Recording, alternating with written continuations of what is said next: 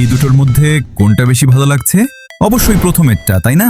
চলুন আমি আপনাদের স্টেপ বাই স্টেপ দেখাচ্ছি কিভাবে আপনারা এটা ক্যাপকাটে তৈরি করতে পারবেন মাত্র 1 মিনিটে।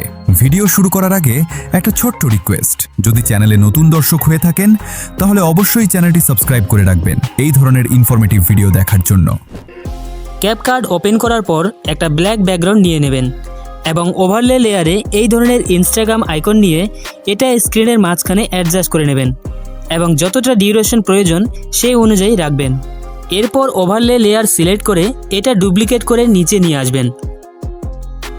এরপর ফার্স্ট লেয়ার সিলেক্ট করে অ্যাডজাস্টে গিয়ে বাঁ দিকে সোয়াইপ করলে একটা অপশন দেখতে পাবেন গ্রাফ। এখানে ক্লিক করে গ্রাফটাকে এইভাবে কোণায় রাখবেন। এরপর হালকা করে জুম করে নেবেন যেন এইভাবে একটু হোয়াইট বর্ডার দেখতে পাওয়া যায়। এরপর বাঁ দিকে সোয়াইপ করে মাস্ক অপশনে গিয়ে মিরর মাস্ক সিলেক্ট করবেন আর ফেদার 50%-এর আশেপাশে রাখবেন। এখানে অনেকেই একটা ভুল করে ফেদার বেশি দিয়ে দেয়, এতে ইফেক্টটা সফট না হয়ে একদম ইনভিজিবল হয়ে যায়, তাই এই জায়গায় একটু খেয়াল রাখবেন।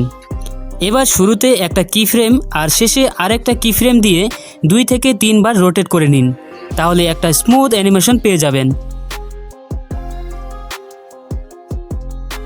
এরপর ভিডিও ইফেক্টে গিয়ে গ্লো টু অ্যাপ্লাই করুন আর অবজেক্ট থেকে অল ভিডিও সিলেক্ট করে নেবেন এবং ইন্টেন্সিটি নিজের মতো করে অ্যাডজাস্ট করে নিন। সব শেষে সিনেমেটিক ফিল আনার জন্য সার্চ বারে ক্রোমাটিক কোয়ার্ক লিখে এই ইফেক্টটা অ্যাপ্লাই করুন আর আগের মতোই অল ভিডিও সিলেক্ট করে নিন। এইভাবেই খুব সহজে একটা ক্লিন আর প্রফেশনাল অ্যানিমেশন তৈরি করতে পারেন।